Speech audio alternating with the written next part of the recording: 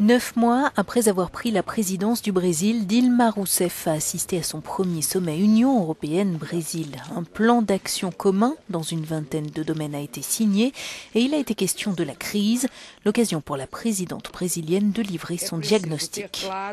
Il est nécessaire de réaliser que l'absence d'une régulation efficace du système financier est à l'origine de ce processus.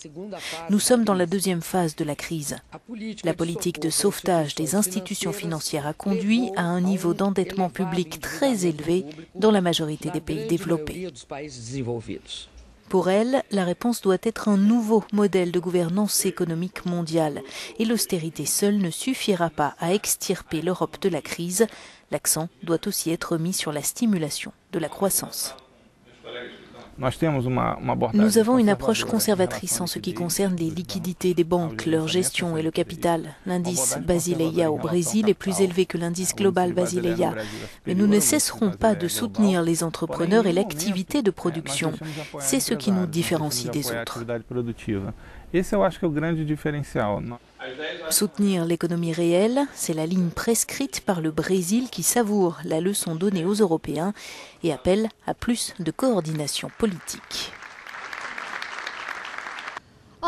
En plus d'être le premier partenaire commercial du Brésil, l'Union européenne place 40% de ses investissements directs dans ce pays.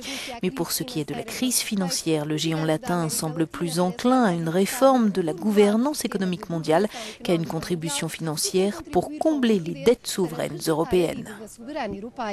Isabel Marques da Silva, Euronews, Bruxelas.